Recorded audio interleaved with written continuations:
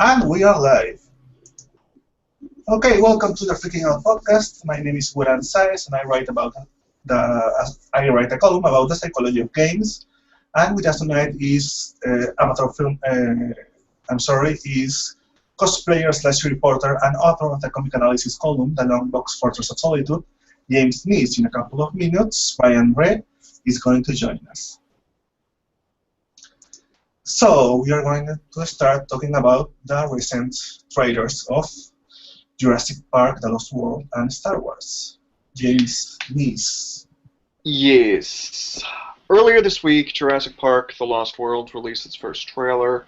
Too much. Let's say there's much riding of the hype train going on right now.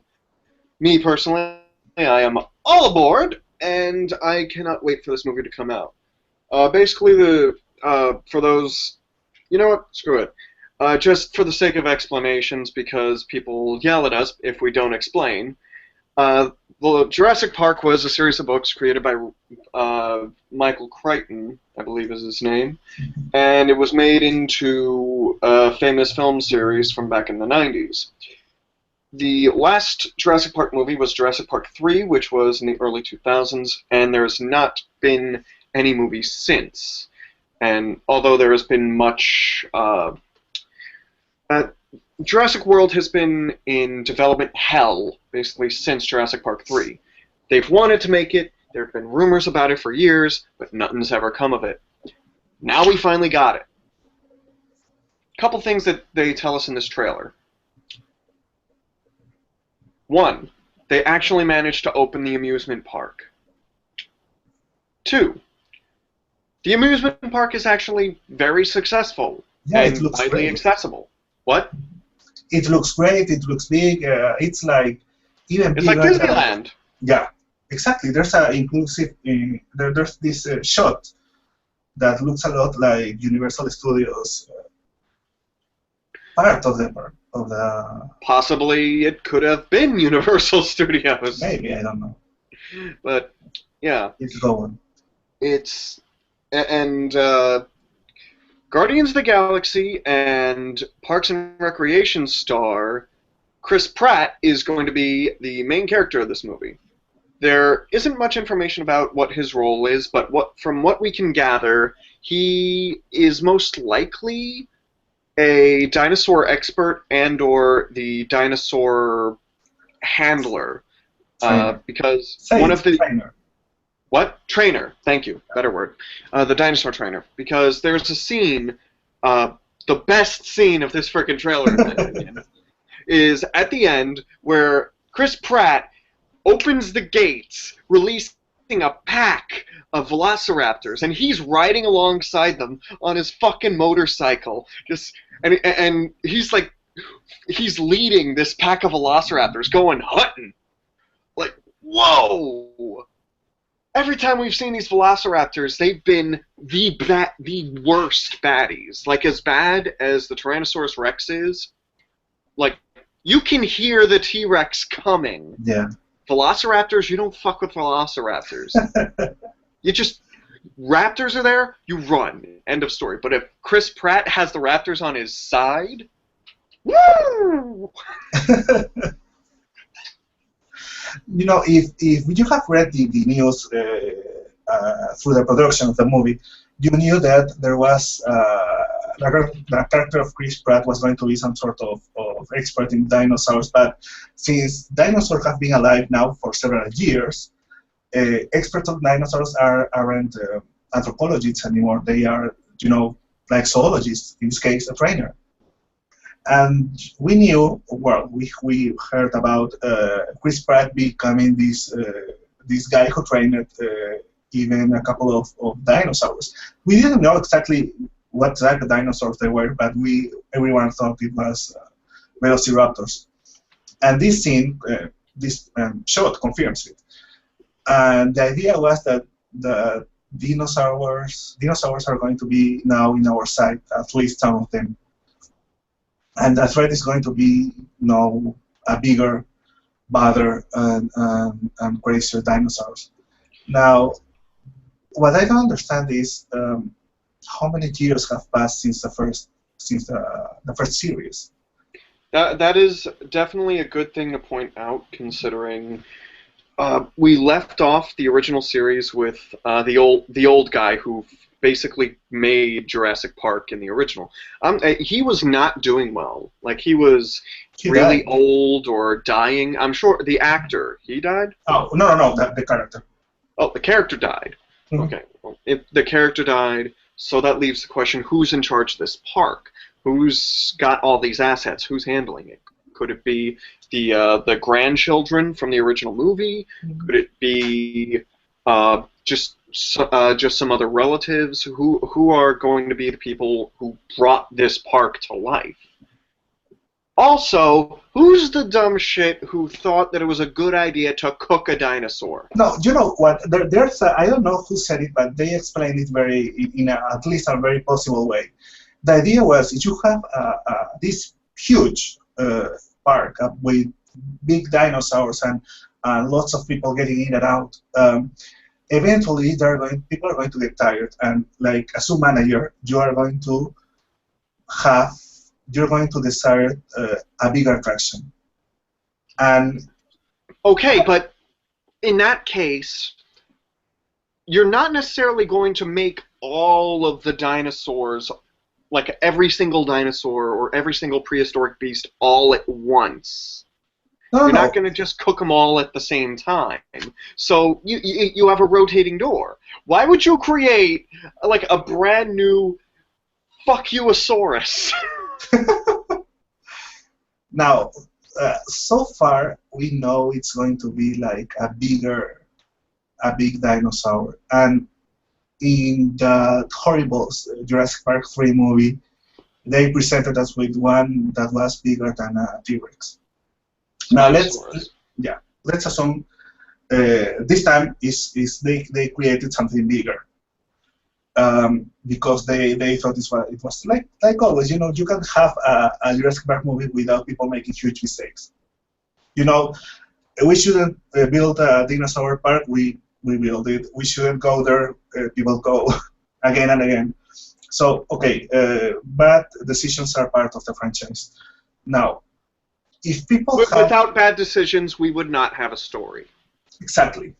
Horror movies wouldn't exist, and let's remember Jurassic Park, the good Jurassic Park movies are basically a thriller. They are not an adventure movie, they're a sci-fi thriller. Well, I wouldn't say thriller, because when I'm thinking thriller, I'm thinking...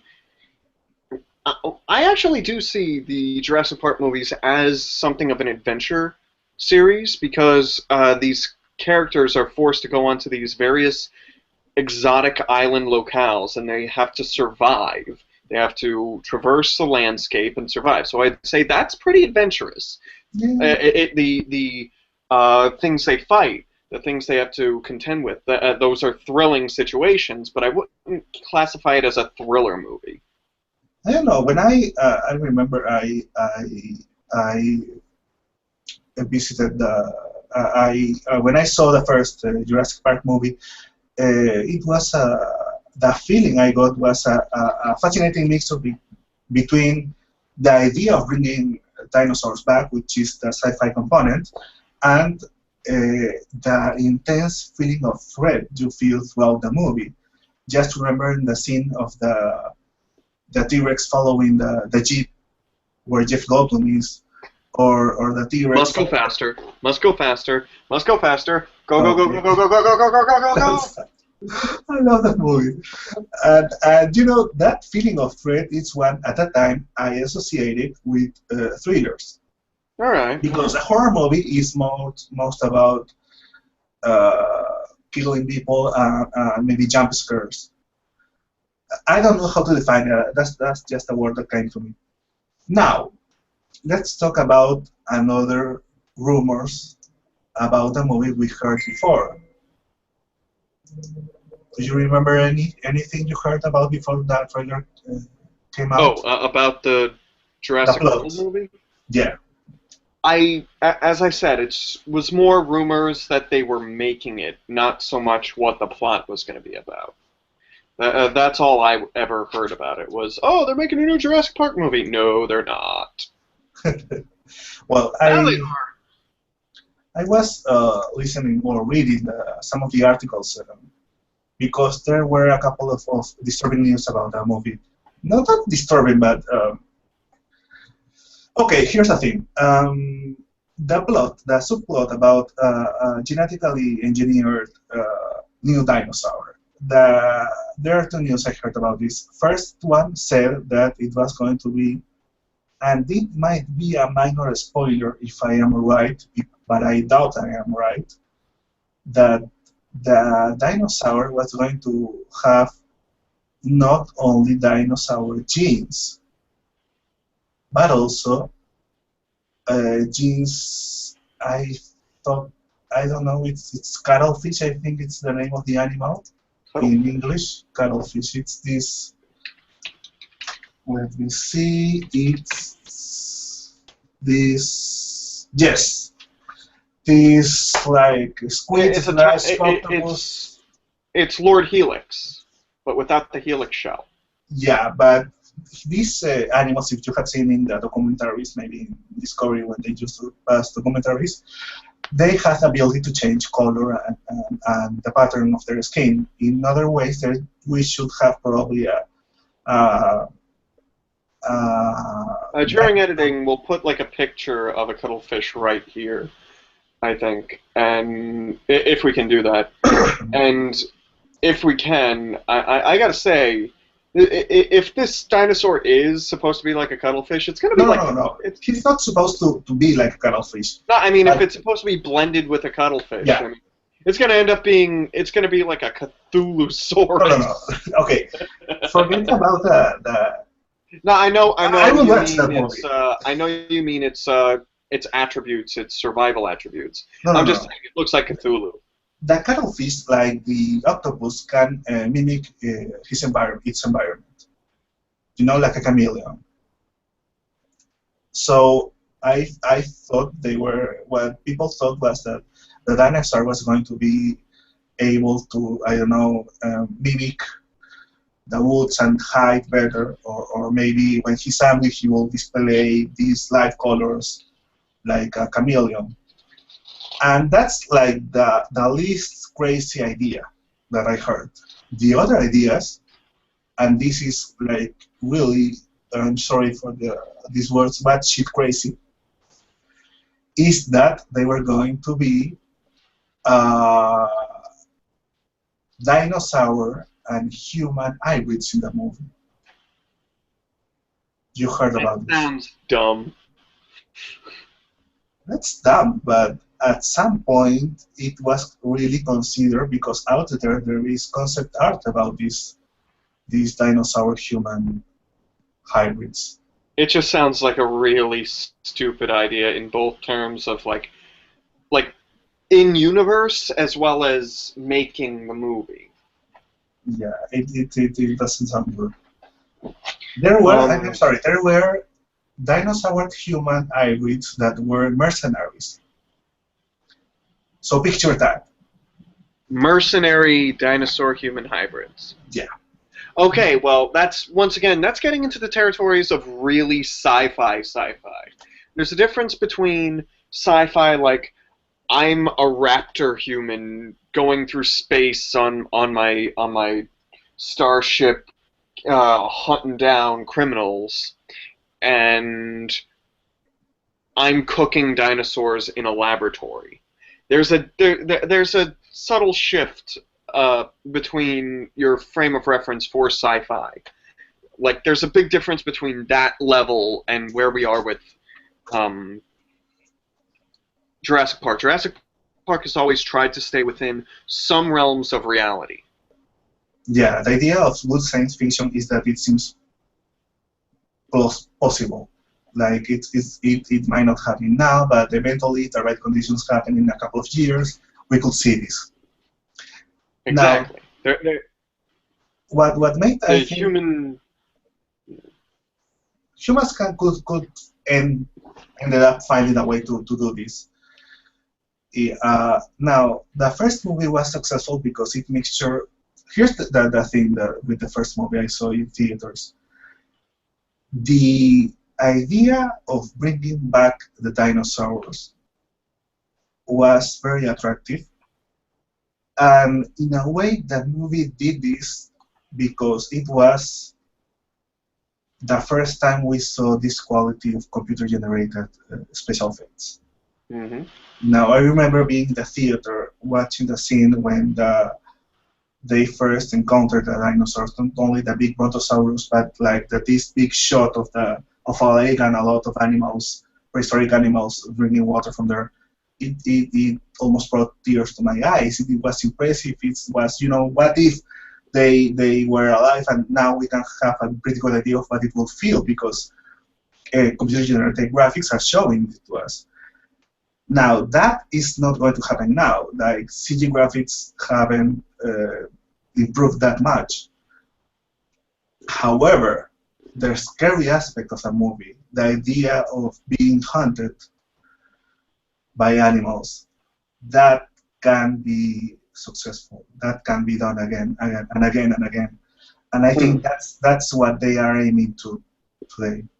Well, at the same time, that's definitely an aspect that can be brought in for films that has not been seen that often in recent years. And that's another thing I was talking with my friend about in regards to the Jurassic Park movie. I'm really excited for this film because it's bringing dinosaurs back to, like, front and center. Like, damn, we're getting dinosaur movies.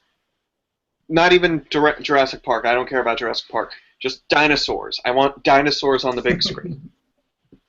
Because it's been over like the past 10 years, you can see there's a revolving door of trends. Like, for a while, it was all about werewolves. Then it moved into Twilight with the vampires. Like, everything was vampires. Nowadays, it's all zombies. We've got these... like you said, it's being hunted by animals, being hunted by monsters, creatures, some kind of almost supernatural force. While dinosaurs are not necessarily supernatural, they're definitely super unfamiliar beasts, something that is not encountered in your everyday life. So I really hope that this starts a new trend and people start seeing, hey, let's do some dinosaur shit now, because people really want this, and get off the zombie hype train. I don't know. I think why do I like dinosaurs and in movies? And by that I mean, awesome. Yeah, but why? Because we are facing something that isn't Godzilla, isn't a fictional creature. Isn't a fantastic creature. It's a fictional creature. Could happen, and we humans never existed with the animals, never cohabited the planet with them. But it's like a believable monster. A believable threat. It's believable because they did exist. Exactly. You know what? I had this nightmare when I was a kid of hearing big like a giant outside my house, and then I woke up. I opened the window, well, in my dream, obviously, and I saw this huge dinosaur that was trying to look inside the house, and that was a terrifying but also an attractive idea for me. And that was like years before Jurassic Park. And then I saw Jurassic Park, this scene when the kids are in the car, they light up the window where they see the eye of the T-Rex, and I was like so happy because this was happening. It's like, okay, I don't like to use this word much, but it's like an archetypical fear. If you want to believe in archetypes, this is one. This is something humanity is ready to feel. The feeling of a giant animal that could eat us. It's something different from watching huge monsters in a Godzilla movie. It's not the same thing. No. This is the derivative of all of the giant monsters. This is, like you said, archetype. just like how, let's say, the Wicked Witch of the West is very much an archetype for witchcraft, sorcery in Western pop culture. Um, Giant monsters, their archetype is dinosaurs, because at one point or another we know dinosaurs existed, and these gigantic, these menacing, enormous, completely outclassing us type beasts, unlike anything that is actually seen in the world today. And so we take the basic concept of a T-Rex and we give it wings, and bam, we have a fucking dragon. That's the thing. I mean,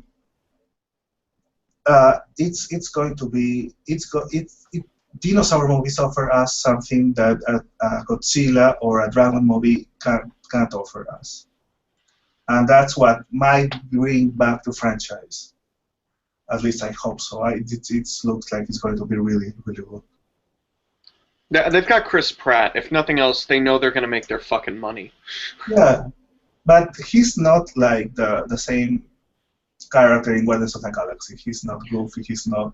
No, he doesn't seem like he's going to be playing a goofy character. But I'm just saying that they got star power and aside from just the brand being recognizable, now they have an actor who's recognizable. I'm sorry. This one. I'm sorry. Continue, please. They have the brand, which everyone already knows, and people who don't, they can research and be like, "Oh, this was really big." And at the same time, for the people who didn't know, it's like, "Holy shit, Chris Pratt! He was in that funny ass movie I saw last year." Mm-hmm. Now, this one is directed by Steven Spielberg, or only produced by him? I'll check. Jurassic World, IMDb is going to be directed by Colin Trevorrow. Produced and it's produced by Steven Spielberg. Yeah. Colin Trevorrow is famous for Safety Not Guaranteed. Okay, let's forget about the. I have no idea what that is. Steven Spielberg chose him for a reason. Now, I remember seeing Jurassic Park 3 on the movie theater, and it was a horrible experience. I don't think it's going to happen again. I like a fan. I'm a fan. I want to believe. You know what? I have no other choice. I mean, I have to go to that. I love the series too much for it to like send you away from the movie theater. I mean, we have like 3 other too horrible Star Wars movies, and we are still going to see Episode 7. Oh my God! Look, okay, I am in the minority where I look at the new trilogy, and you mean the prequels? Yeah, the prequels. I look at the prequel trilogy, and I try to pick the good, and I try to pick out the good, and I just kind of rally behind that.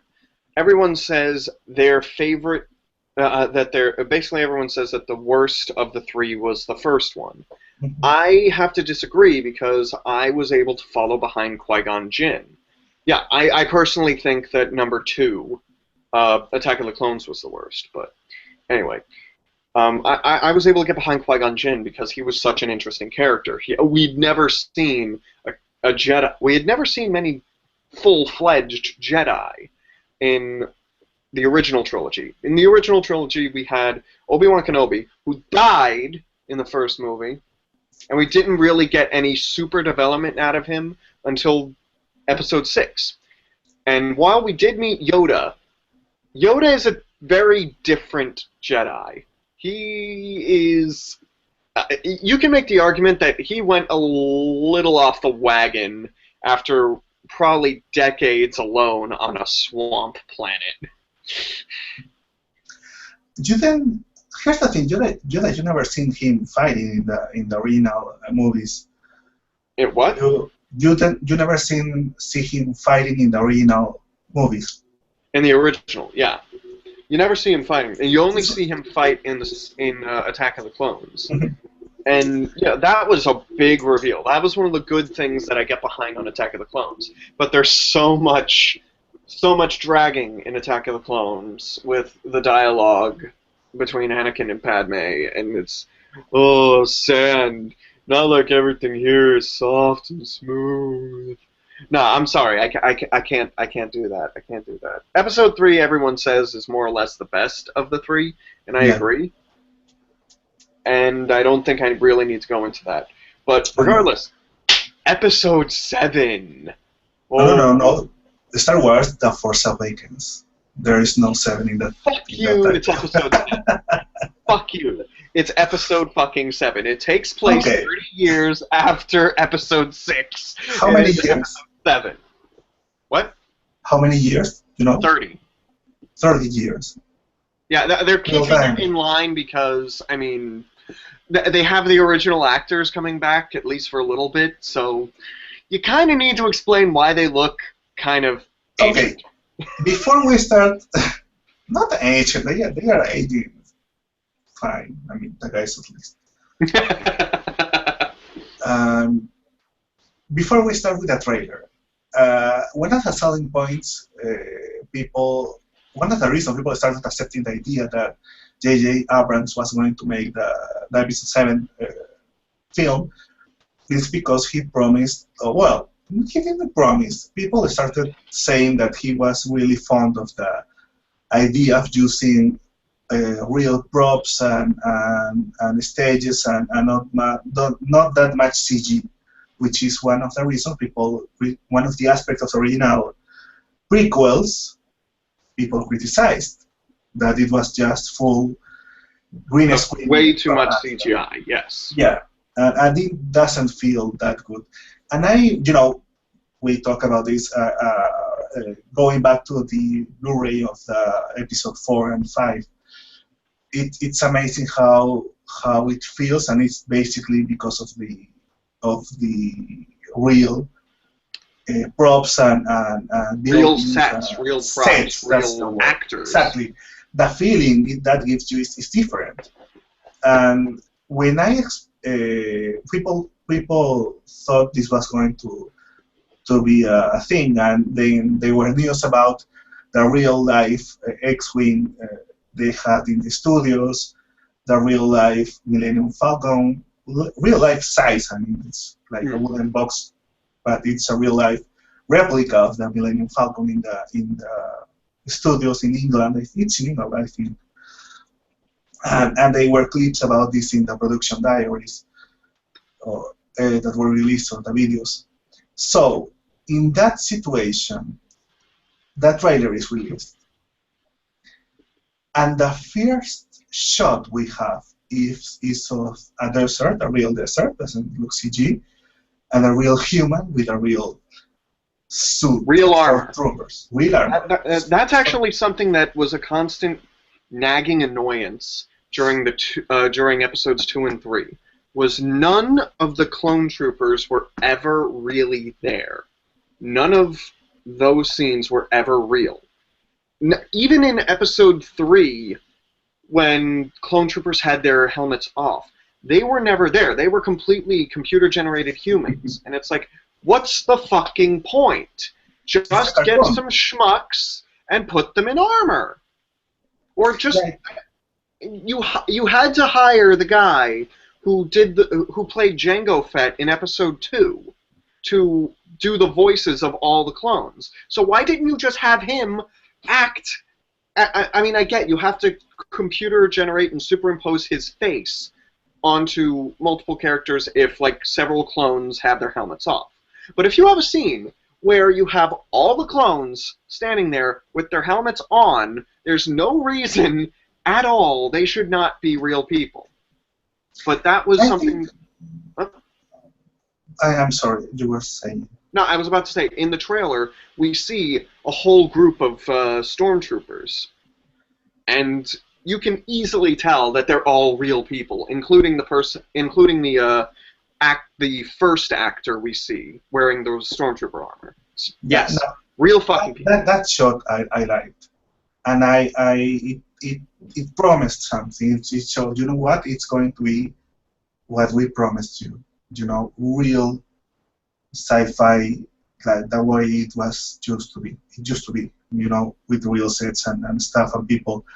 CG only when it's necessary. And then the shots continue, and the CG starts gaining a bigger presence in the trailer. And then obviously we see the spaceships, the X-Wing, the TIE Fighter, the Millennium Falcon, which is really cool about the Millennium Falcon is to see these ships which we have always seen in space flying in different environments. In a planet. The effect of seeing the X-Wing flying across the water, oh, that was so different, and it just looked so gorgeous. And then the Millennium Falcon flying through the desert. Oh, I mean, yes, obviously the Falcon is going to be CG to a certain extent, but I'll give them like space vehicles and spaceships flying in space, and doing excess flying shit. Although the X-wings, considering they were more or less a static shot, they looked a lot more realistic. They looked a lot more like props than they did CG effects. When you see the cabin in the prequels, usually when someone was in a vehicle, there wasn't even a cockpit. It was just someone handling a green screen, joystick or something, and everything was computer generated. Now, at least I hope it's the real thing. Now let's forget about how they did effects.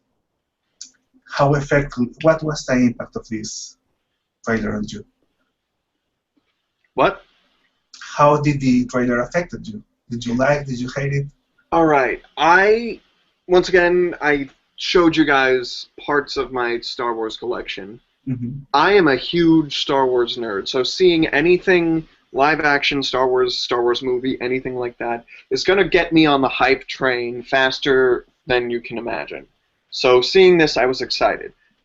Seeing that it existed, I was excited. But when I actually watched it, I had to watch it twice, because the first time I watched it, it was on a really shitty computer, so it came in choppy, and it looked fake as hell. But when I watched it on a good computer with decent frame rate, oh, it oozed so much character. It was so refined, so beautiful. Seeing the X-wings flying, seeing the Millennium Falcon, I have to say, it just threw me back just to see the Falcon flying. That is what hooked me. However, something that I actually got into a long discussion with a Star Wars friend of mine. It was the reveal of the Sith and his lightsaber. Yeah. Most lightsabers are just a handle, and it extends out as a beam of light. That's the lightsaber. However, throughout the prequel trilogies, Star Wars The Clone Wars, and now with Star Wars Rebels, the TV show on Disney XD, every Sith has tried to reinvent the wheel with a different type of lightsaber, having some kind of weird alteration to it. Asajj Ventress had curved blades dual curved blades that connected together into a double-sided lightsaber. You had Darth Maul, who had just a straight-up double-sided lightsaber. Count Dooku, who is Christopher Lee. Lee, thank you. From episodes 2 and 3. He just had a curved blade with a bit of a hook. The handle was curved. The handle, I think, was curved. But it had like a hook on the blade emitter. And the Sith Inquisitor in Star Wars Rebels has a double-sided lightsaber that has like a Tron identity disc that comes out of it. I don't know. That he throws like a frisbee. It's weird, but it's cool. I was speaking with a friend of mine about it. Well, because in the trailer we see the Sith and his lightsaber. It more or less looks like a standard lightsaber, but while most lightsabers just go out, his had two smaller beams of light coming out the side of the hilt, like a guard on a, like the guard on a claymore or a broadsword. Covering your hand. Yeah, it's a handguard. And I'm looking at that as, that's actually a really fucking smart idea. That's a handguard. If you watched episode 3, you know that if you get in a clash with lightsabers, if you slide your saber down the other one, you can chop off the other guy's hand. Yeah. So this is a smart fucking idea. He wants to save his hand. But I had one person telling me, oh, well, I don't like how every Sith is reinventing the wheel. How every time they have lightsabers, they have to make it some kooky nonsense with like, oh, I get double-sided lightsaber. Oh, my lightsaber's curved. Oh, I get a frisbee on mine.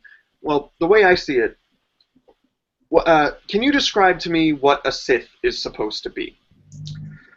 Based on the movies only, because that's what I'm familiar with, he's supposed to be a knight of the dark side. But what does the dark side represent in relation to the Jedi, to the light side? The search for power, absolute power, over people. As far as I know. Okay. And you know, letting your emotions out and using your hate to become stronger. Well, here's how I try to explain it to people. The Sith are literally, as you said, they're the dark side. They are the dark mirror image of the Jedi. They take Jedi teachings and Jedi traditions, lore, Jedi everything, and they pervert it and twist it to their own machinations, to their own ends, to their own power.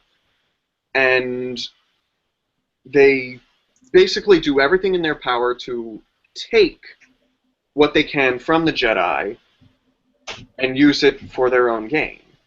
Oh, I see. At the same time, they want to stick it to the Jedi. Like, they really want to, like, say, fuck you. So if they are taking all the teachings of the Jedi and perverting them, what is one staple teaching that has lasted with Jedi? The lightsaber. It's based... While every Jedi's lightsaber has their own unique spin on what the handle is, what the emitter, what the lightsaber is supposed to look like, everyone has their own design. However, it's just a handle and a beam. That's it. Like, they don't really get much fancier than that. You don't reinvent the wheel. Not if it ain't broke, don't fix it. However, the Sith will take that and they'll say, fuck you. I've got myself a double-sided lightsaber. Oh, my lightsaber, oh, it's got like 3 beams. Oh, I'm going to do whatever I want with it, because they're perverting the teachings. They're perverting the whole idea of the lightsaber in the Jedi's way, in the Jedi Order. And after doing research, I actually found my belief is valid, because in apparently one of the books, Emperor Palpatine, Darth Sidious, he states that at one point the Sith actually outgrew lightsabers. They no longer required them for their power because they were able to use Force lightning. And if you've seen the movie, Force lightning, like, fuck your lightsaber, I could just zap you. I fight you. No? But they still use the lightsaber merely to mock the Jedi.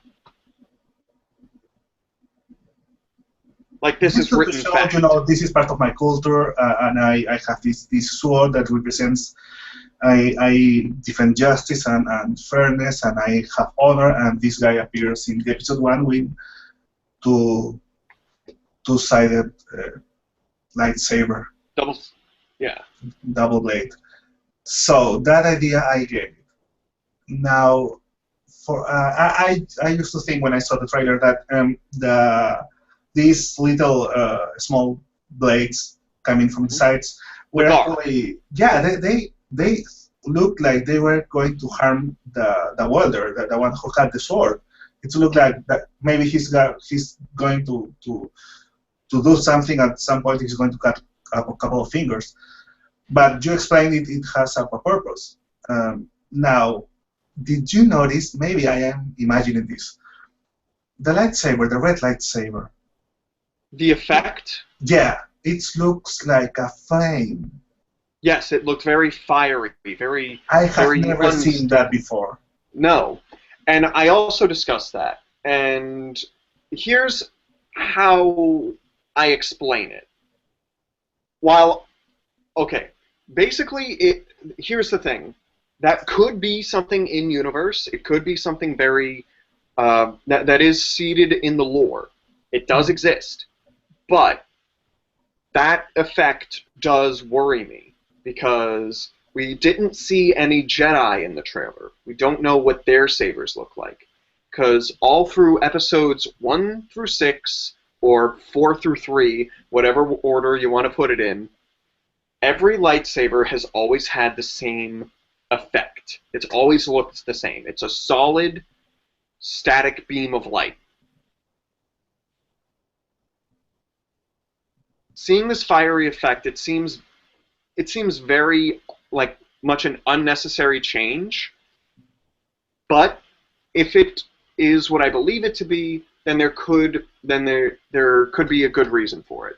Which is Every lightsaber has a crystal that acts as its core and through which its energy is focused, and you get the different colored beams. Mm-hmm. Like there's in the Clone Wars cartoon, Jedi actually go to different temples to retrieve crystals to put in their lightsabers when they're making lightsabers. But not every crystal is created equal. And if you have ever played Star Wars The Force Unleashed, the video game, for Xbox 360, PS3, whatever, you go around and you collect holocrons. If you collect Jedi holocrons, you get like little video clips and lore stuff. If you collect Sith holocrons, you get crystals, lightsaber crystals, or it's the other way around. I don't remember, but either way, you collect holocrons, you got lightsaber crystals. Each one had a different effect upon what the blade looked like, and some of them were unstable. Insert color here, lightsaber crystal. So if it was unstable, it always had a different flickering effect to the saber. It didn't have a static look to it. It looked very different from what a normal lightsaber's static blue or red effect is supposed to be. No. It looked very blurry. It would fade in and out. It looked cool, but it was different. If that is what is going on here, then that shows that J.J. Abrams, not only is he respecting the lore, but he is also taking an interesting spin, because obviously this takes place 30 years after Episode 6. That means that Luke and Leia have been trying to reestablish the Jedi Order. The Republic is being reformed, and all seeds of the Empire are trying to be weeded out and like pretty much exterminated, right? So, if that's the case, anyone who is even remotely on the side of the Sith will be sent packing. They'll be sent running. So if this guy with this lightsaber guard lightsaber, if he really is a Sith, and considering the clothing we see him wearing, it looks very raggedy. He looks like he's been through hell, literally. It could be that he pretty much cobbled this lightsaber together out of scrap. Yeah. And it very much could be that his lightsaber crystal is unstable. Well, the title tells something. I mean, The Force Awakens. It shows us that there hasn't been a lot of Jedi's or Siths in the last years, and Possibly. and you But know, at the same time, that was another theory. Force Awakens. After all this time, and also this plays into the possibility of the lights of the guy's clothing combined with his lightsaber crystal. Force Awakens. What if dormant? What if there's the idea of an ancient Sith or ancient Jedi Force user, ancient Force users awakening, coming back, and let's say it is a Sith. You think his lightsaber is going to be the same after like what 2,000 years taking a dirt nap? No. But you made me remember something. I mean, there was a rumored alternative title for Episode 7. You heard about it. It was supposed to be, and I don't know if this rumor was true. Episode 7, An Ancient Fear. And that makes a lot of sense with the idea you have been discussing, the idea of, maybe someone, because Siths and Jedis can live a lot of time, can survive through, correct me if I'm wrong, centuries. How old was Yoda? How old was Yoda when he died? Well, that could also be his species. We're not sure about that, but he Let's was. Say it's the Force. When 900 years old you reach, look as good you will not. Okay, so it could be something like that. It could be something like, even if in the episode 4, 5, and 6, there aren't many Jedi's, and there are like 2 or 3 and Siths. Darth Vader is the only Sith in the original movies. Even then, the Force is regarded as something mythical, like a bad religion, an unpopular religion, and Darth Vader himself has to convince his fellow Empire authorities of the power of the dark side. So even then, it's not very popular, the Force. And then we have 30 years later, when we only have like 1 or 2 Jedi's. As far as we know. As far as we know, in the main culture, if there is one in the universe. The Force Awakens can mean something that a new Jedi with particular powers and a new Sith with particularly strong abilities is coming to be, is awakening. Not the person itself, but the power within. And that's the thing I wanted to talk about you also. In the first movie, Episode 4, Darth Vader says something like they are building the Death Star, which can destroy a planet. And he says, this is something like, this is this technological terror you constructed is insignificant next to the power of the Force. Exactly. I'm sorry, I'm an encyclopedia on this fucking shit. Yeah, no, you beat me to it. But here's the thing. In episode 4, episode 5, and episode 6, you don't see much of how powerful the Force is. I don't understand. I mean, I understand someone using telekinetic powers, maybe a certain capacity to see the future, throw thunder lighting from his hands, and that I can see, but I mean, beyond that, what's the real power? You have played the games, and you have read the novels, maybe the comics, and the TV shows. Yep. What is the maximum level of power, or what can be done? How can an entire society or government benefit from the Force?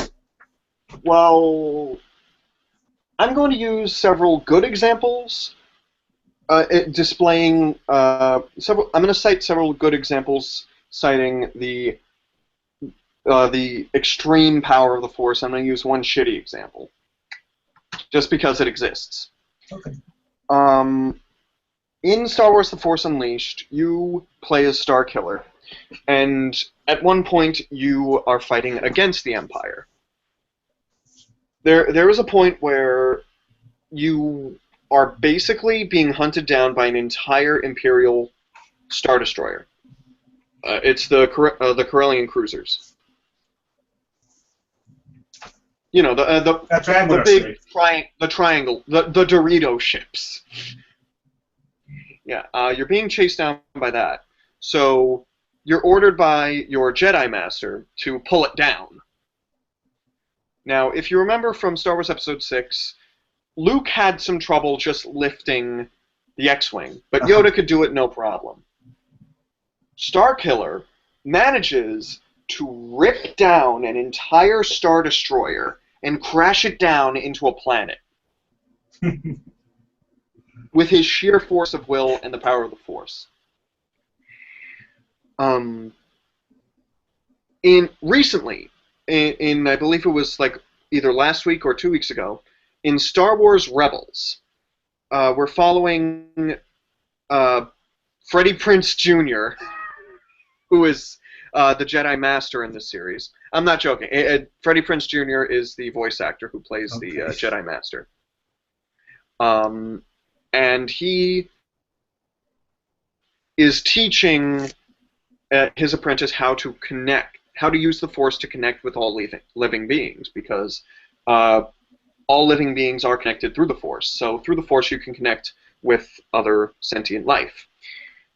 And in the first episode where they attempt this, they're able to find a feral, like rabbit-like animal, and they connect with it. And suddenly it's like a kitty cat. It's like a pet. It's like a house pet. It's really docile and friendly. In the next episode, however, they use that same power to how do I explain? They use that same power to connect with and control a pack of vampiric wild, vampiric because they only nocturnal is a better way to put it. Nocturnal hell beasts from this asteroid base. They manage to control them and make them fight for them. Later on in the fight, the apprentice manages to tap into the Force to such an extent that he's able to summon not just these little tiny hell beasts, because they're more or less, each hell beast is more or less the size of a human, like they're just about 6 feet tall. He manages to summon a 16-foot mama hell beast and forces it to fight the Sith Inquisitor. Okay, so the Jedi have the ability to, not only is their telekinesis something not to be trifled with, but they are able to call nature, life itself, to their aid.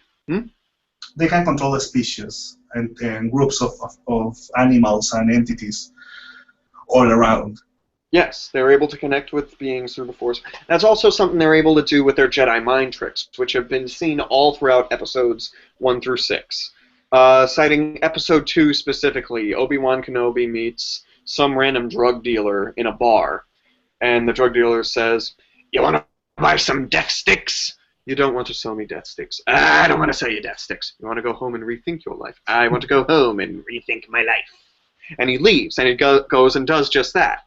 The Force has a strong influence over the weak mind, and so they are able to, Jedi themselves, Jedi or Sith, are able to abuse that power and force people to do almost anything they want. And the one bad example, a long time ago, there was a comic book. It was a mini, I'm not sure if it's a one-shot or a mini-series, but it was basically the explanation for why Jedi are not allowed to form relationships, are not allowed to fall in love.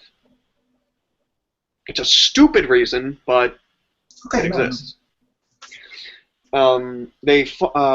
There's basically Qui-Gon Jinn explains to Obi-Wan Kenobi about a Jedi parable. There were two brothers who studied the ways of the Force. They were always rivals with one another, but they were brothers. They were rivals, but they loved each other. But at the same time, they also loved the same woman. And they fought one another over that woman's affection. At one point, the woman chooses one of the brothers over the other. The second brother grows jealous, and he fights the first brother. Their fight grows so intense, and their use of the Force becomes so overpowering that they manage to destroy a planet. They destroy the planet that they're on by the exertion of their force, of their use of the Force against one another. so it's like an episode of Dragon Ball. What? It's like an episode of Dragon Ball. Yeah, Dragon Ball Z. Yeah, there you go. More or less. So yeah, as far as the Force is concerned, Darth Vader is very much in the right when he says that, like a giant space station that has to take Lord knows how much energy and manpower just to stay afloat has nothing over the power of the Force. Potential power of the Force. Potential, but it's there. Like, technically, the Force is more powerful, because if we have like one guy, imagine, okay, we have this seed from the Force Unleashed, capable of stopping huge ships, and imagine if you have like 100 of them aiming their force towards a planet. They could break it They could apart. fracture it. Yeah, they could fracture it. So technically, Darth Vader is right, but the films haven't shown this, and maybe we are going to see eventually in the maybe episode 8, maybe in the spin-off movies they are preparing. We are going to start seeing these scenes more like the Force Unleashed, where these characters start, showing that they can Showing the control. extent of the Force's ability. Yes, there is no more, well, I have this empathy with my horse or tauntaun. No, I can actually control the mind of a pack of them, or maybe a whole army can answer to my thoughts, or maybe I can have an army of Siths, and I don't even need spaceship. I just fly through space, shooting energy blasts to. Okay, I don't want to see that. I don't want to see that, but maybe this scene. I have seen a clip from a review of the Force Unleashed 2 of this Sith falling through the space. I don't know how he survives, but he actually starts crashing spaceships together. It's. I don't know if fans are going to buy it in a movie, in an official canon movie, but I will tell you what I would like to see. I would like to see old Mark Hamill going bad. I know there's a Are you storyline. fucking serious?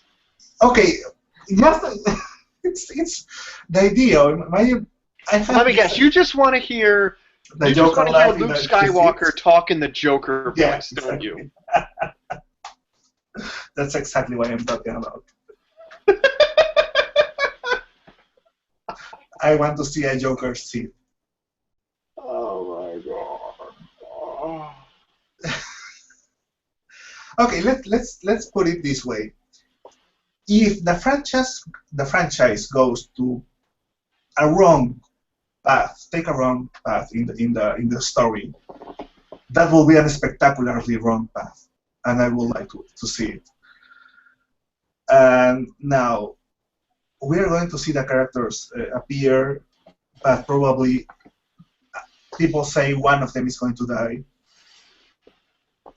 and then we aren't probably going to see them anymore because they aren't that important. Like, if you're talking about characters like Han Solo, Han Solo, Leia, considering it's, I see Han Solo and Chewie. I can see them potentially dying and us not seeing them anymore. But if Luke Skywalker was to die, if Mark Hamill was to die in, like, Episode 7, I can't see him staying that way. I see him basically acting as Obi-Wan did throughout the original trilogy, being like the ethereal teacher. Yeah, I don't want to see ghosts. I don't want to see shiny ghosts anymore. Like, I have seen like so many. The other day I was watching the episode Return of the Jedi, and to see the original Darth Vader actor ghost being exchanged towards what's the name of the actor who played Anakin? Hayden Christensen. Hayden Christensen. Yeah, I was not happy about having Hayden Christensen there, but whatever. It's like the idea of ghost anyway. I mean, I understand the idea of the voice of Ben Kenobi appearing sometimes in the first movie, but to actually have in the end of the franchise, the episode 6, like 4 ghosts, like it's like Jedi's don't 4 ghosts, like Darth Vader, Yoda, Ben Kenobi. I'm missing one. Well, anyway, the ghosts that there are there. Yeah, I was. It's like unless don't let I've go. heard rumors about Qui-Gon being in there, but I've never seen it. Maybe Qui-Gon. I don't know. Every possible. Like it's like they don't accept death. No. Like, okay, it's not a matter of they don't accept death. It's explained once again in the expanded canon. It's explained that they become one with the Force, and they're able to. Their consciousness is able to live on and communicate with the living world. They exist as literally being one with the Force, keeping it as more of the ethereal, unknown entity that completely surrounds and engulfs the universe. okay, before we stop talking about the Star Wars. Okay, I'm sorry. No. One more thing. I have. Okay, you know a lot about this, and you have read the books and played the games and watched the shows, and I haven't seen them. But there's something that has always bothered me. Why the hell does Ben Kenobi just disappears in the first movie? All right. That plays into the whole ghost thing. See, it's theorized that there's 2 prevailing theories regarding Ben Kenobi's disappearance. One, you'll see in the end of Episode 3 that Yoda speaks with Obi-Wan, saying that he's been in contact with Qui-Gon Jinn. I think so. I don't remember exactly. Well, it's believed that Obi-Wan undergoes training so that he can become one with the Force in the same way that Qui-Gon has. Because Qui-Gon is able to communicate with Yoda through the Force. He's able to communicate with him regardless of the fact that he's dead. He is a ghost by all intents and purposes, but he is not a ghost in the sense that he's haunting their asses from beyond the grave. No. He exists as one with the Force and is able to help influence the universe and keep it on the right path. And he knows who he needs to talk to, so he communicates with Yoda. And as opposed to it being like some ghost story where where the ghost just kind of nudges people in the right direction. No, he's like, fuck it, I'm just going to talk with him. Mm-hmm. So it's believed that Obi-Wan Kenobi underwent training to learn how to become one with the Force without having to wait a million years like Qui-Gon did. Because it took a good 20 years for Qui-Gon to be able to communicate with Yoda between Episode 1 and Episode 3. However, when Obi-Wan undergoes the specific training, he should be able to do it immediately. He should be able to communicate with the living world almost immediately. So it's believed that one of two things. Either one, that was he disappeared due to the effect of his training, and when he was sliced in half, he just dissipated into the Force. The other prevailing theory is he was dead all along.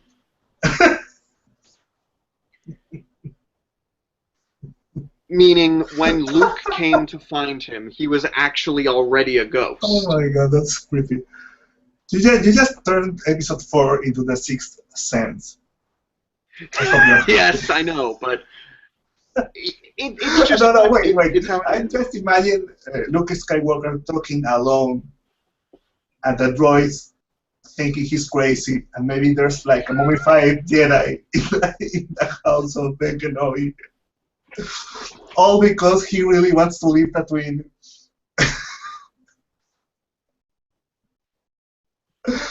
Oh my god. I have to watch that movie again. So, he's dead all along. But it makes sense. Those are the two. You know, the idea that he's prepared, and that's why he is not struck by mistake. He does this and waits for the hit of Darth Vader.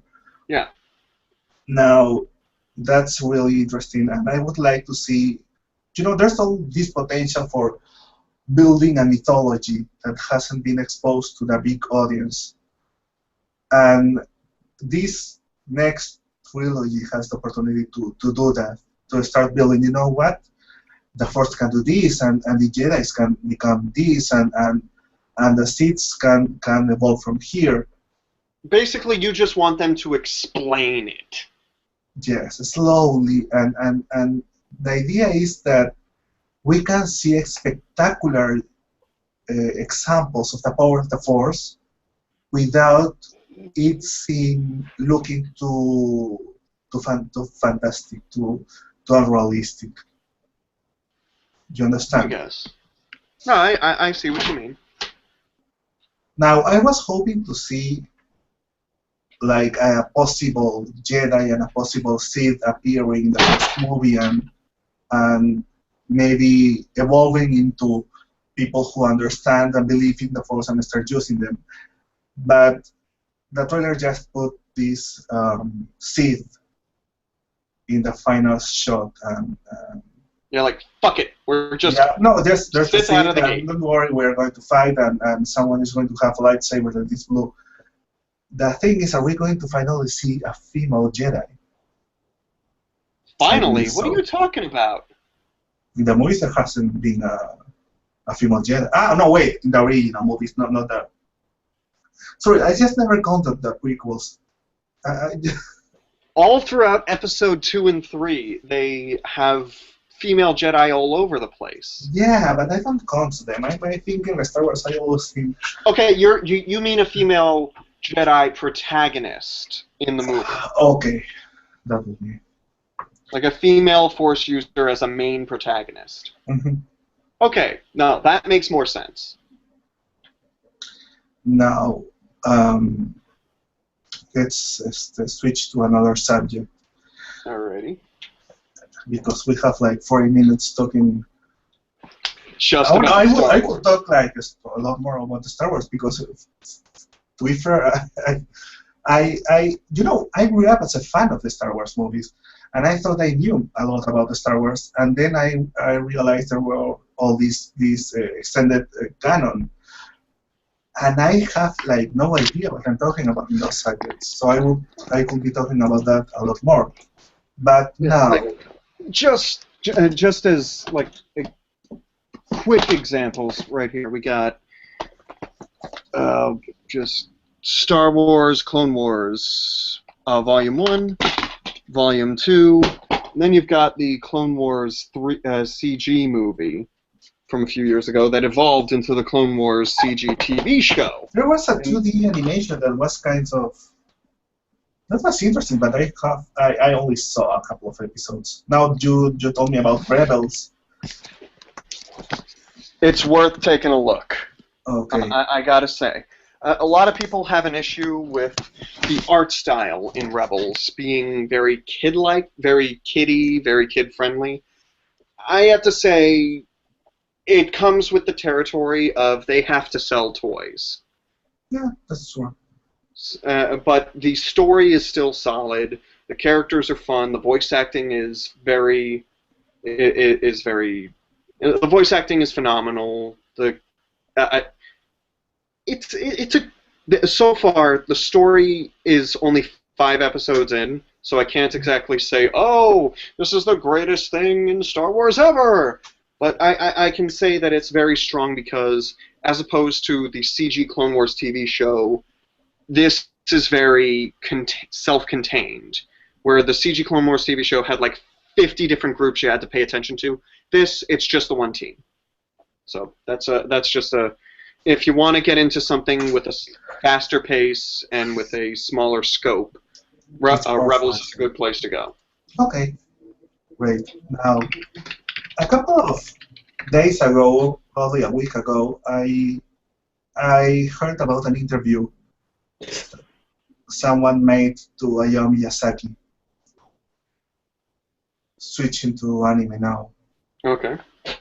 Now, maybe this interview was these words were taken out of context, and maybe I haven't verified too much on the real interview. But what they say is that what Miyazaki said is that one of the reasons he was so good in the old movies he made in the 80s was that back then animators observed and interacted with real people, and now he complains that today's creators and directors are more self-centered individuals that only think about anime. And as a result, the quality of the product suffers because, you know, when you see a good anime now, let's focus on TV shows. When you see a good anime TV series or miniseries, you see a product that is able to provoke strong emotions, characters that you care about a lot, extremely beautiful scenarios and characters and bodies, and stories that are very, very intense. But what worries me is that if these highly stylized shows have in a way lost their connection with humanity. I mean, do present-day animes more worried about reproducing or recreating anime instead of humans, stories, and emotions? And I don't know. I mean, I love anime. I was talking to you about Gurren Lagann, and I found it very exciting, and even I have something that never happened before. I cared so much about a character that when this character died, I kind of felt a little tear from my face. I mean, but in the end, I'm sorry to hear that. What does it? I'm sorry to hear that, man. That was okay, I'm sorry. Go ahead. But here's the thing. It's very rewarding to watch these products as a media consumer. It's intense. You care about the characters. The people are either beautiful and the scary moments are terrifying, and the music is really fun and arousing, and it doesn't look like anything in reality. Is this a problem? I guess it really depends upon what you're looking for in the anime itself, because, like you said, one of the big things about Hayao Miyazaki is famous for his stories, because he is able to tell these fantastical, amazing, beautiful stories. These movies are groundbreaking. Almost every one of the movies he makes is Oscar-worthy. But at the same time, his movies don't necessarily always have a grand scope. I'm not sure if that's the best way to put it, but Here's my example. Spirited Away, one of my favorite Miyazaki films. It's not about this girl trying to stop an evil witch from enslaving all the people who work at her bathhouse. It's not about trying to defeat an evil spirit bent upon eating other spirits' souls. It's not about traveling to a far-off land to defeat an evil witch to lift a curse. It's about a little girl trying to survive in these extraordinary circumstances and get her old life back.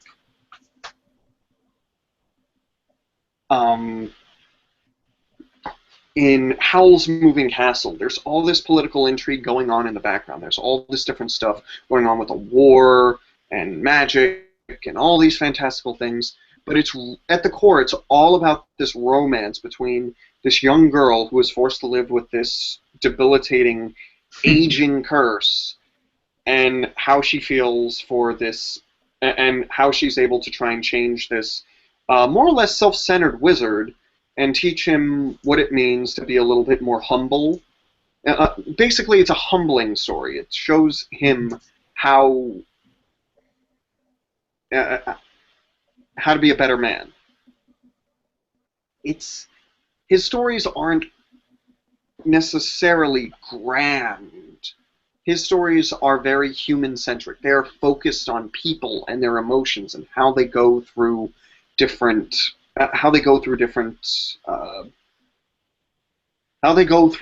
dealing with extremes.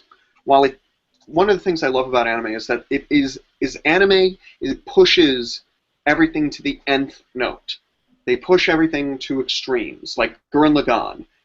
Gurren Lagann is famous for basically taking the mecha anime genre and injecting it in the neck with fucking adrenaline-packed steroids.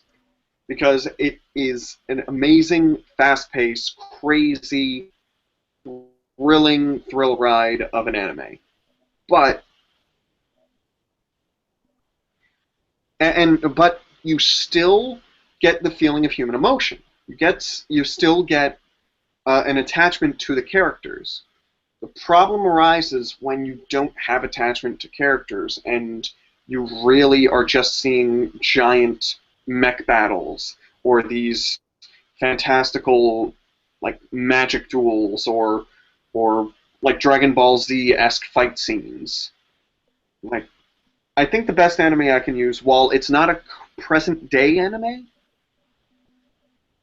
so it wouldn't necessarily apply to what you're saying with more modern directors. Evangelion, I never got the feeling of human attachment to the characters in Eva. Ever. None of them were likable, none of them were fun, none of them were even remotely good people. Like, one or two, I think the one woman with, like, the cross, I think she was about the only likable character in the damn anime. It was the one more elaborated. She has this episode when they show a bit of backstory about her. But you are right. I mean, the characters. I don't know me. Evangelion was very satisfactory. For years, people have been shitting on Shinji Ikari, but everyone from Asuna, the fucking bitch who thinks she's hot shit, but she never really proves herself to be much of anything. We've got the emotionless clone girl Rei, the detached, goal-driven, completely self-centric father figure with Shinji's dad, and we've got religious symbolism out the ass that means nothing. It just looks cool. Look, you know what? I agree, but I mean, Evangelion puts you in a place where characters already exist, and they don't show you how much they progress that much, at least not enough for you to care about what happens when they are in the Evas. But it's an anime based on symbolism and really powerful images. Yes, but there's a difference between the powerful images having an effect and really having a deeper meaning. Like, once again, going back to Hayao Miyazaki, Mhm. Grave of the Fireflies. There is a lot of powerful imagery in that movie, and it serves a purpose. All the It's a religious powerful and movie. all the religious and Judeo-Christian symbolism throughout Ava Has no meaning. has no honest to God meaning, at least in my opinion. Well, it has a reason to be there. The idea is that at least what we thought at the time was that maybe Japanese people used its symbolism because it was like something not very well known in Japan. Maybe that's what I thought. But the idea is to justify the idea of the angels coming and a god and the lands of Longinus and all these ideas. But they have no further meaning. They don't make you reflect and come out with an idea or a perspective that you didn't have before. However,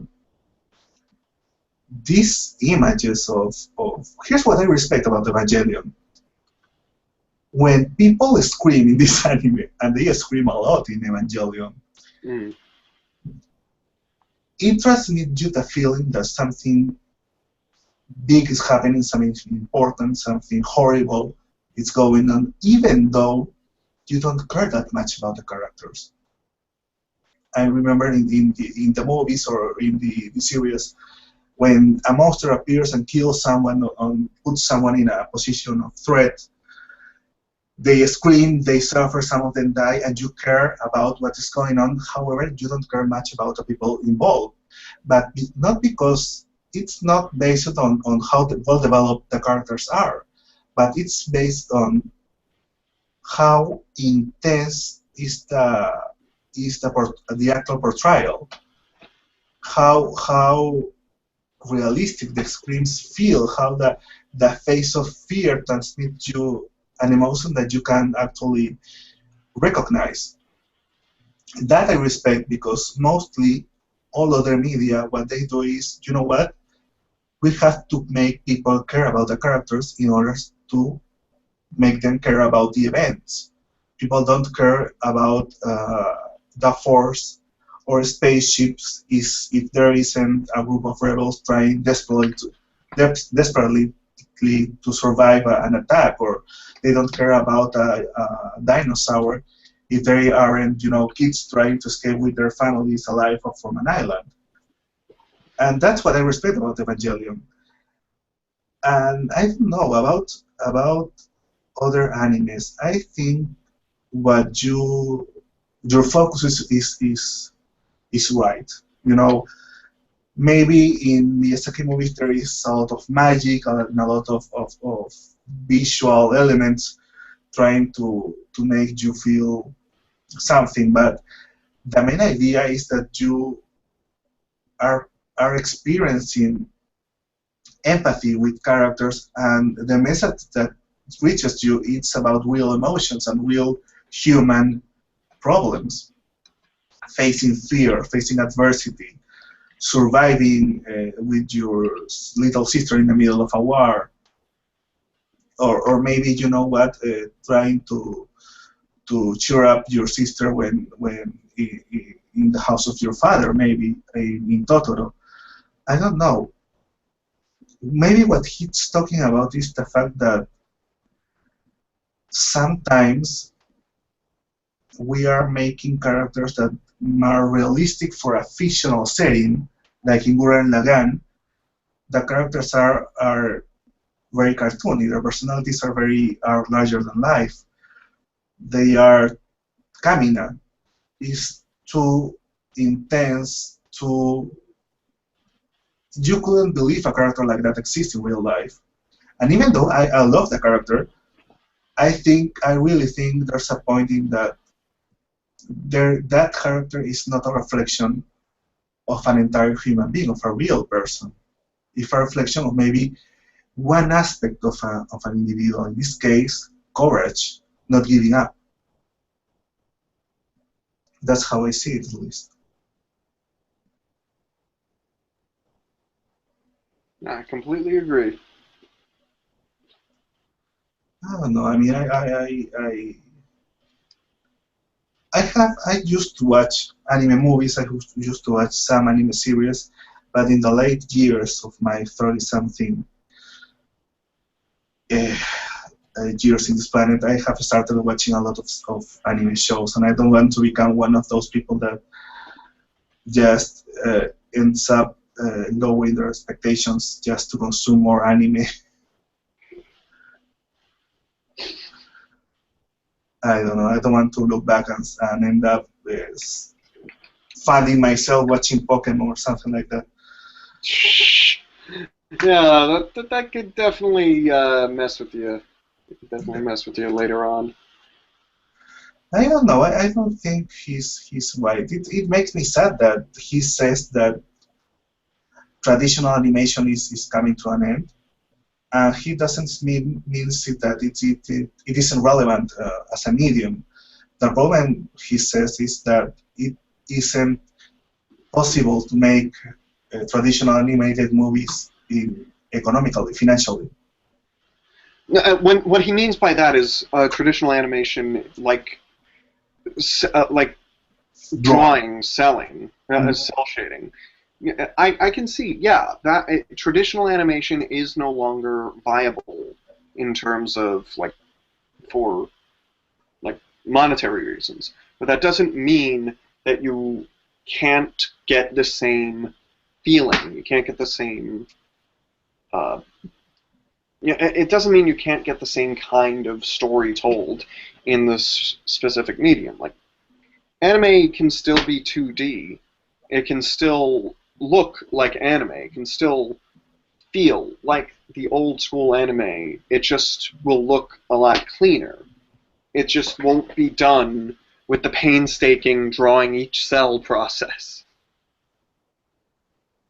There is this documentary coming about Studio Ghibli. I don't know if you have seen the trailer. It's about they are following Isao Takahata, Hayao Miyazaki, and a producer, his name I forgot, working on Studio Ghibli while they are trying to finish their two latest movies. Okay. I don't remember. It's the land of let me search for it for a second, because it's really worth watching. Hayao Miyazaki of and nothing appears. Nope, I can't find it. Well, you know what? I'm going to do that. Kingdom of Dreams. No, this isn't. Okay, you know what? Never mind. But there's a documentary coming probably in the next year, weeks or months in the US maybe. I probably have to torrent it like everything else. But it seems interesting. And I don't know. The reason I started studying about the psychology of media, it wasn't about games. It wasn't about comics. It was about the Studio Ghibli. I wanted to understand why these techniques they use are able to provoke such strong emotions and meaning in people. And I hope someday I will be closer to understand what let's call it just the light in the bottle, you know? Just trying to understand how it works. Because I'm like a scientist trying to understand art. Or at least I try to be, because I can draw, I can tell stories, I can't write that well. But I would like to make studies on anime. It's really interesting. Now, about that, we were talking about character involvement, and that is a component of something in video game research we like to call immersion or immersiveness. I don't know if I'm pronouncing it right. And immersion can be related with how much you care about a character in a movie, or how much you feel inside a game while you're playing a first-person shooter, or how you start playing a game and you don't listen when someone is calling your name when you're playing. How much you pay attention to the game, all that is associated with immersion. I want to know, do you remember your most immersive experience in media? Regardless of if it's games or a novel. I have to say it was when I was playing the original BioShock. My introduction to BioShock started with BioShock Infinite, and after playing it, it was like, oh wow, this game is really good. Why didn't I ever play the original? So I found the originals, and I put it in, and I was like, well, this is supposed to be a really dark, atmospheric, very exciting game. So I'm just going to sit in the dark in my room alone as I play this game, and so that I can get the full effect. And it worked. It definitely worked, because you're traversing this undersea world, not knowing what's going to be around the next corner. Not necessarily with jump scares, but it just...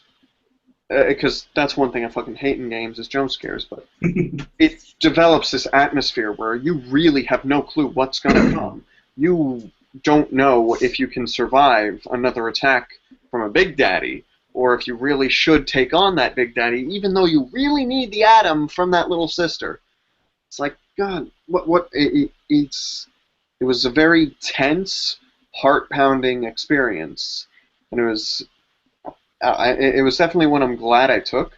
Although probably the only other experience I can say that was even close to that was when I decided to watch The Shining for the first time. I had rented it. The Shining. It was probably back when I was in high school, like early high school. I heard about it. I knew about it. It was like, okay, you know what? I should fucking watch it. I rent it from the library. I pop it in, and this is like a December night. No one's home. I'm home alone. I say, fuck it. Let's go at it full steam. At home, in alone, no lights, in the dark, just me and the TV, fucking Shining. Oh, that is basically how you get the best experience, is experiencing something on your own with minimal stimuli, including lights. All you have is yourself and the media. That is how you really should experience something, especially if the intended purpose is to get your heart racing, is to really like immerse you in something. Like I said, how I immerse myself in the world of Rapture, how I kind of wrap myself around this fucking hotel and the river of blood and the twins and Red Rum. But, yeah. What about you? What have you got to share with us? There's a thing that happens to me when I play first-person shooters. I have been playing them since the release of Wolfenstein 3D back in the 90s, Doom, Duke Nukem, all the original first-person shooters. And something happens to me every time I play a first-person shooter, even if it isn't related to a horror theme. Is that usually my computer the back of the computer is against a wall. That means that the rest of the room, if I am in my room here in my bedroom, I'm giving my back to all the rest of the room. And every time I play a first-person shooter, after a couple of minutes, let's say 30 minutes playing, if I am alone and the door is closed, I start doing this because part of me starts feeling like, you know what, you should check to your side if there is a threat behind you. And I think it has to do with how the game constantly in a first-person shooter, you're constantly trying to see if someone is coming behind you or behind a wall to shoot you, and you have to be very careful with what you listen, the footsteps of someone else or your own noise that nobody else should notice. And you constantly are sending your brain the message that you are in danger, you are in danger. There is someone else there, you have to be scared, you have to be careful because nobody should know you are here, and you should check for any surprise attacks. And eventually, what I feel has to do with immersion, and in this case presence, is that your brain receives the signal so much and so frequently for a couple of things that eventually it starts believing that there is an actual threat out there. And that's why I end up doing this and this, and that's the moment I realize, you know what, I have been playing too much, and I'm going to stop right now because I want to actually sleep tonight. Yeah, that's definitely a better idea. Yeah, and I don't know, I have to tell you this, I have become a bit anxious with age. When I was maybe a teenager or in my early 20s, I was like a lot braver than I am now. Today, someone tells me a good ghost story, and I have fallen asleep in, and I don't even get close creepypastas even. So I somehow impressionable.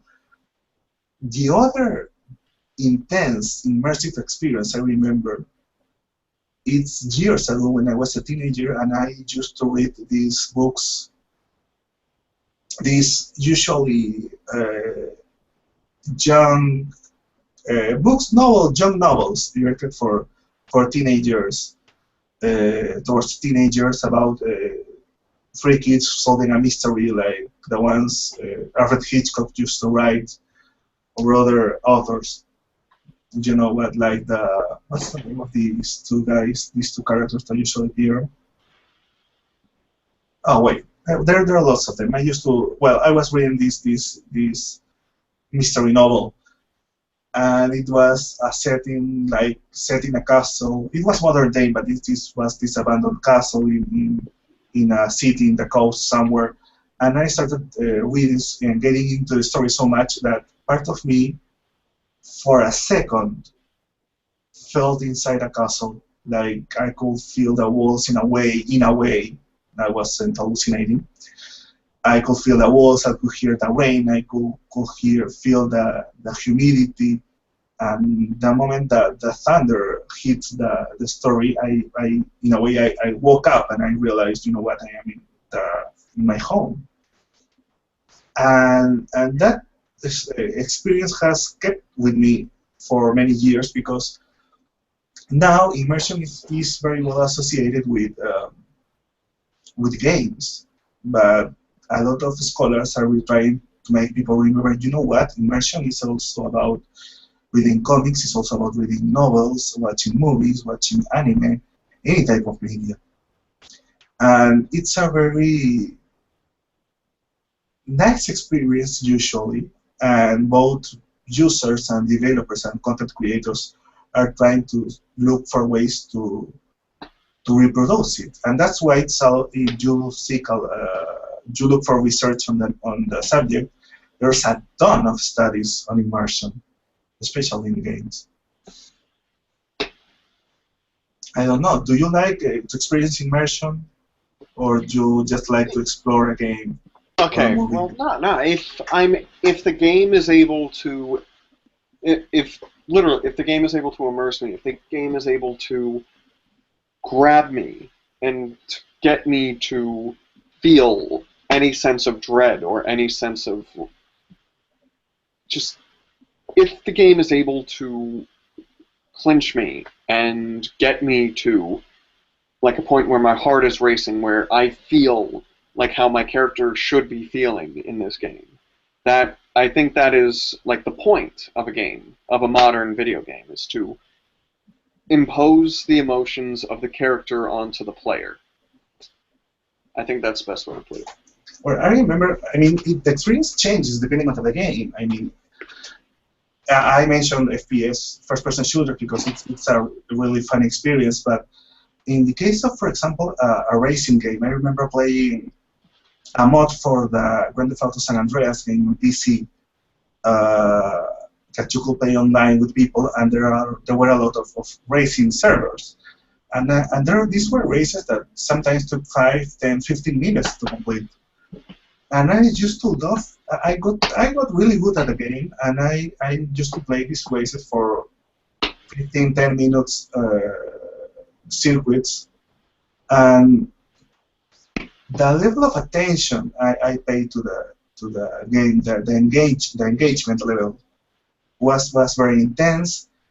For a moment, for several minutes, I really forgot all about my problems. I was really focused on this world in San Andreas, the music, who was behind me, who was in front of me, and it was like a really nice experience. There wasn't a threat involved. And maybe that's a situation in which I enjoyed the experience more because there wasn't reasons to fear. I was able to isolate myself from reality for a second, well, for a couple of minutes, but without actually feeling sad or scared. Have you experienced maybe immersion in any other context that wasn't related to negative emotions? Maybe I don't know, a fighting game, a sports game. Well, I never really play sports games, but I don't know. I just Not even Mario Kart. Mario Kart I don't count as a sports game, and I don't count racing as sport. When I think of sports games, I think of MLB, 2K, whatever. I think of NFL, All Star, fuck Nuggets. I don't know. I hate all those. But when it comes to racing games, like I've never really found myself being able to immerse myself in games like that. Uh, Especially like baseball games or like sports games, like you said, because I feel I should be able to just do this on my own. I should be able to just walk out into the real world and just do this.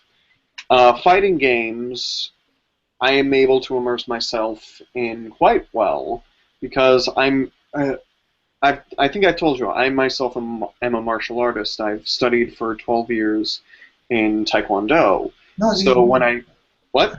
I didn't remember. Sorry, I didn't. Yeah, that's okay. But I studied for many years in martial arts, and when I'm playing as these different characters, uh, doing these different types of techniques, I'm looking at it and I'm seeing how I can actually perform these different techniques, and it's really interesting and intense watching this. But I don't know. Like I said, when I consider immersion, I either want to do it myself, or I want it to be something so fantastic and outlandish that I can't really do it myself. And I want to have a story along with it that grips me emotionally and thus immerses me in the world, in the action, in the story.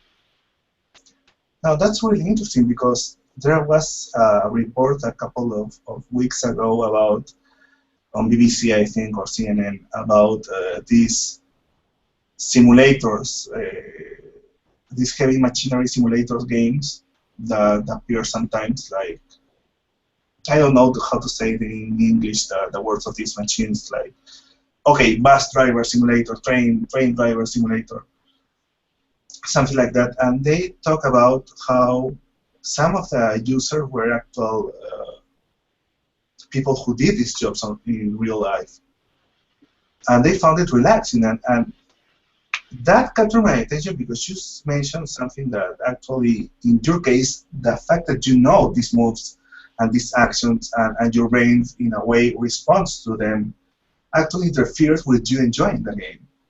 And that's actually interesting in terms of research.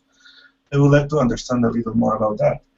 But there's another experience associated with immersion that isn't that popular, and it is flow. Have you heard about it? In what? Flow, the experience of flow. Of film? Flow. Flow.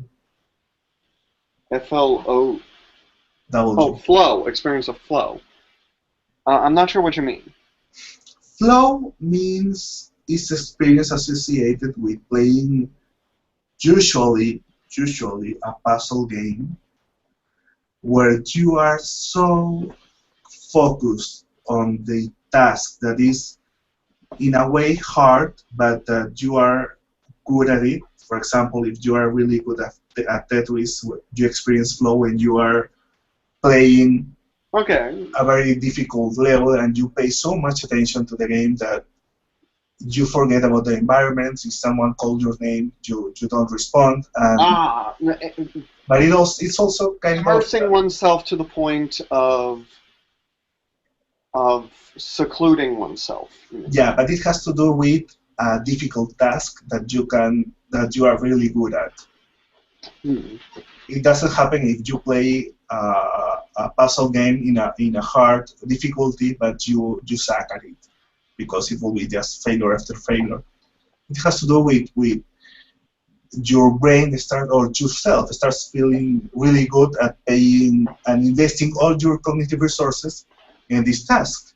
Some people even experience this in sports. Some people experience this while executing complex work or tasks. But most of the studies are about people playing puzzle games. Tetris, Dr. Mario, what else? Tetris, something like that. Have you experienced this at some point in your life? That sounds more or less like what happens when I get into a workflow, when I'm doing something at my job, when I'm trying to accomplish a task, and considering this is something that I've been doing for X amount of years or X amount of weeks, and I've just learned how to move through the process easily, how I've got to do this, that, and the other thing, and I've got to make sure I do it efficiently and quickly. And I learn how to do it in just such a way, to the point where I'm more or less on autopilot when something like that happens. I'm doing it, I just need to get it done. It's just a compulsion. It needs to be completed. For me, I've been able to do that for work, which is a good thing. But like you're saying, a lot of people do that for puzzle games and other such things. I think probably that would also associate itself with mobile games, especially, because a lot of people will tend to do that. And I've seen, on my commutes to work, sometimes I'll see people with phones out doing, like, Candy Crush. Well, first of all, fuck Candy Crush. Fuck that game. Fuck mobile apps. I fucking hate these things. But anyway, yeah, I'll see people just doing that, and they won't even be paying attention to stops. Sometime, I mean, obviously, it's probably because they know their stop isn't for a while, but you can just tell some of them with the headphones on or the earbuds that eventually they're just going to get so immersed in this that, they're just going to tune out the entire world, and they could end up completely fucking their whole day by missing their stop by like 10 stops, ending up the end of the line, and it's like, fuck, I missed work. It was this fucking game. So I can see immersion as a bad thing, but at the same time, you can find a way to use immersion and flow to assist you, like how I stated earlier in regards to my workflow. The idea is that flow is a positive experience, like you experience pleasure from it. Yes. Because on one hand, your attention is focused on something and you can't think about your problems, and on the other hand, you're actually being rewarded. You are victorious. You are achievement task objectives in time. The other thing is that one of the uses people think this can have is that it avoids, it can distract people who is depressed from negative thoughts. It can distract people who has been traumatized from reliving their experiences. And sometimes even I heard once an expert recommended people who has just gone through a traumatic experience to make them play Tetris.